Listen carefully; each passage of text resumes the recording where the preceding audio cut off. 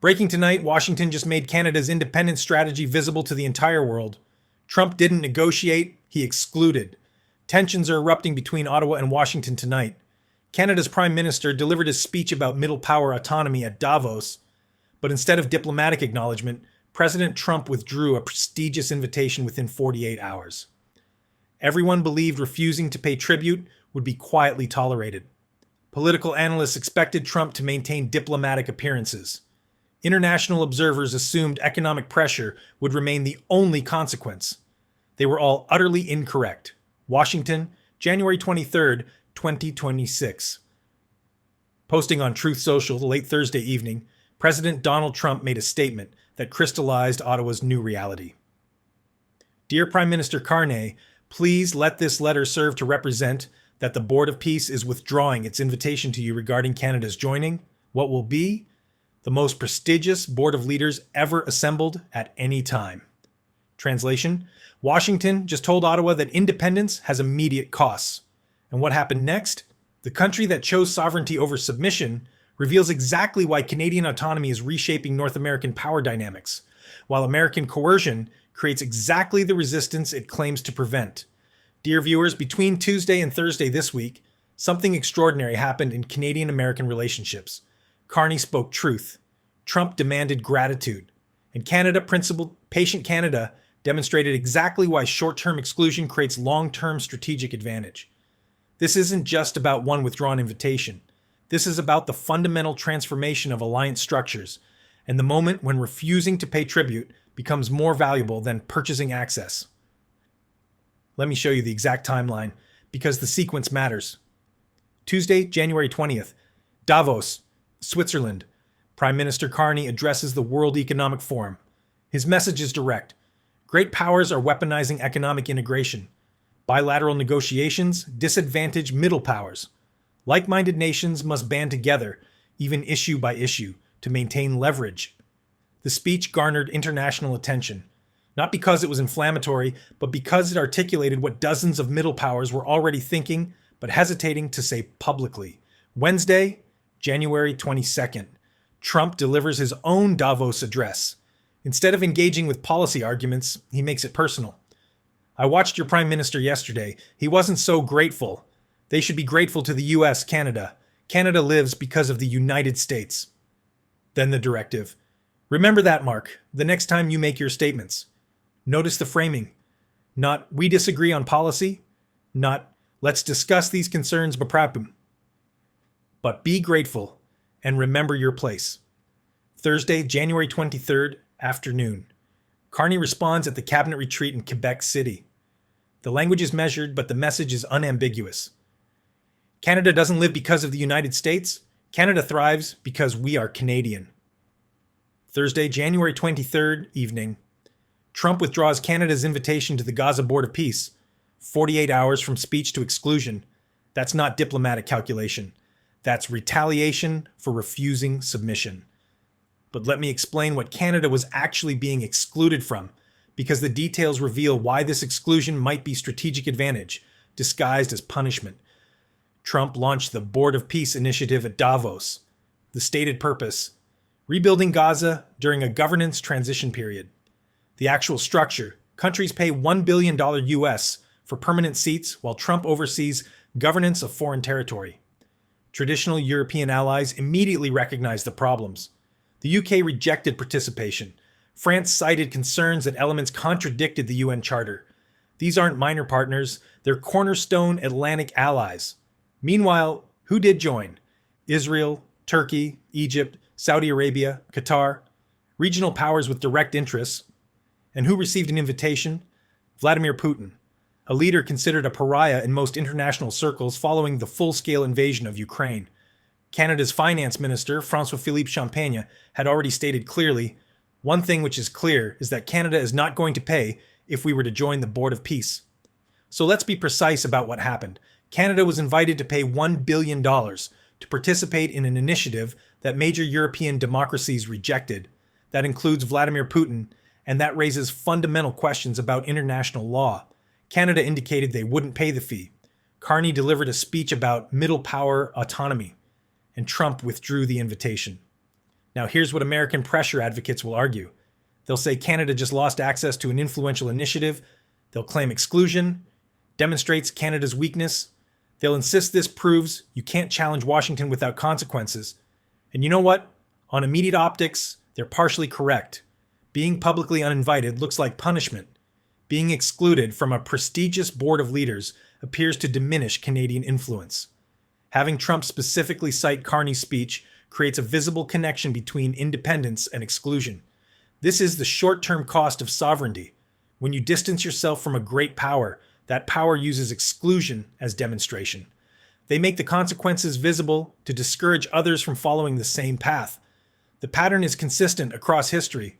France under de Gaulle faced American pressure after developing independent nuclear capability. India encountered sanctions after refusing alignment during the Cold War. Nations that assert autonomy typically face immediate isolation attempts. Independence brings exclusion in the short term. That's not theory, it's observable pattern. But now, let me show you what happens 6 months later, because this is where strategic patience reveals its value. Canada avoided committing $1 billion to an initiative that contradicts international law principles Canada has spent decades defending. By not participating, Ottawa maintains consistency with positions on territorial sovereignty and UN Charter adherence. Canada avoided association with an initiative that includes Putin at precisely the moment when Western unity against Russian aggression remains critical. European partners who rejected the board now see Canada making parallel judgments. Canada demonstrated that sovereignty isn't just rhetoric. When Carney speaks about middle power autonomy, the subsequent exclusion proves the speech wasn't posturing. Other middle powers watching this sequence learn that Ottawa matches words with willingness to accept consequences. And here's the crucial element. Canada now has something to offer in every bilateral negotiation with concerned allies. We chose principle over access. We accepted exclusion rather than compromise our values. What can we build together? That's not weakness. That's creating maneuvering room. Independence creates maneuvering room in the long term. Because every time Washington excludes an ally for asserting autonomy, that ally becomes more valuable to every other nation concerned about American unpredictability. Look at how European allies are already processing this sequence. France rejected the Gaza Board citing UN Charter concerns. Then France watches Canada articulate middle power solidarity. Then France sees Trump publicly exclude Canada for that speech. What does Paris learn? That Canada prioritizes international law over American approval, that Ottawa accepts consequences for principle, that middle power coordination might actually work because participants demonstrate genuine commitment. The UK rejected participation. London now observes Canada facing exclusion for similar reasoning plus broader autonomy arguments. British officials learn that Canada isn't seeking empty symbolic distance, but substantive policy independence. Germany, watching this carefully, sees a NATO ally maintain alliance commitments while refusing submission on non-security issues. Berlin's calculus about transatlantic relationships shifts when Canada demonstrates you can be excluded from Trump initiatives while maintaining defense cooperation.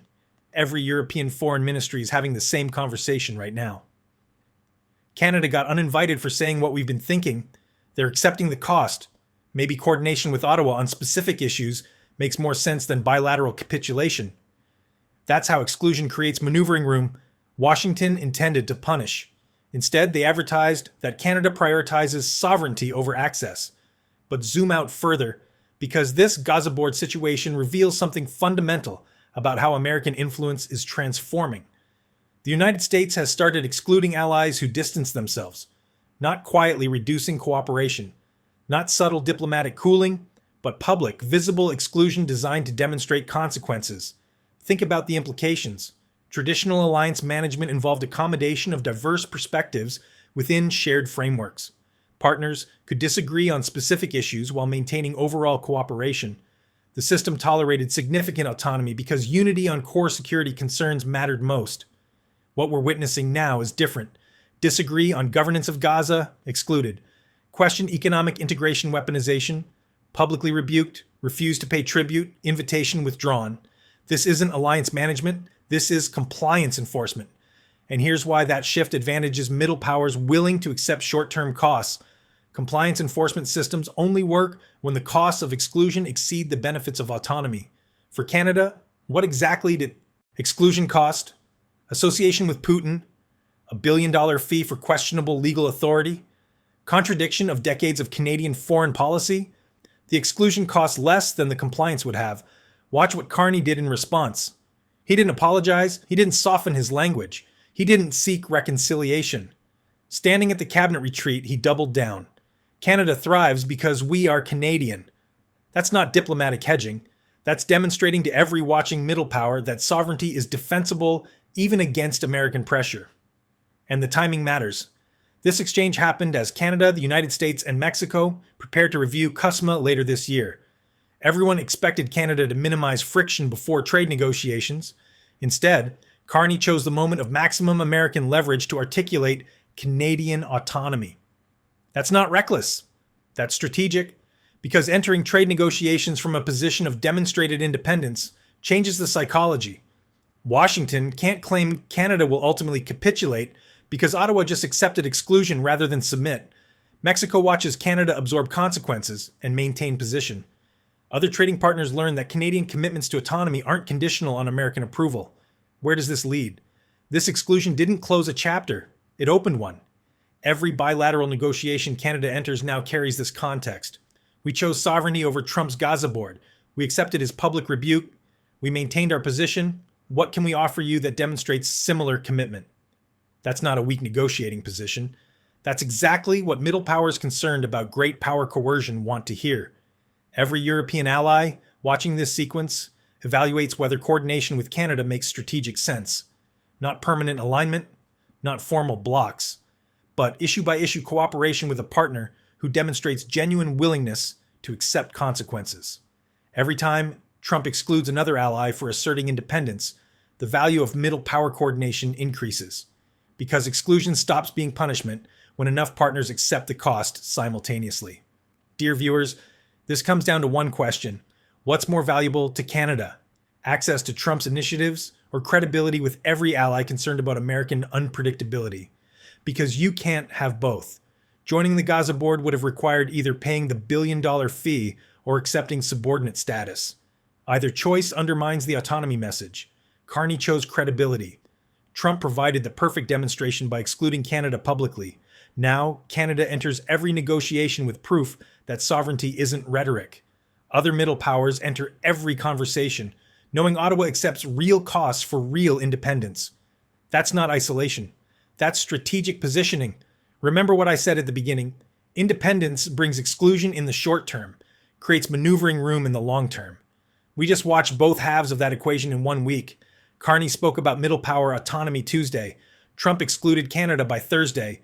Short-term cost immediately visible. But 6 months from now, when Canada has coordinated with European allies on 3 specific issues, when bilateral relationships deepen because partners trust Canadian independence, when CUSMA negotiations conclude with Ottawa maintaining key positions because Washington learned Canada accepts exclusion rather than submit, that's when the maneuvering room becomes visible. American power advocates will claim this proves Canada can't challenge Washington. They'll point to the exclusion as evidence of weakness. They're watching the wrong timeline. They're measuring the wrong outcomes. Because the goal isn't avoiding all costs. The goal is accepting costs that create strategic advantage while avoiding costs that create dependence. Canada just demonstrated exactly that calculation, and every middle power in the world is taking notes. If you want to understand how alliance structures are transforming, if you want to see what middle power sovereignty looks like under pressure, if you want to watch the long-term strategy behind short-term exclusion, this is the channel breaking it down every single day. Because while others are debating whether Canada got punished, we're analyzing how exclusion becomes opportunity when you have the patience to play the long game.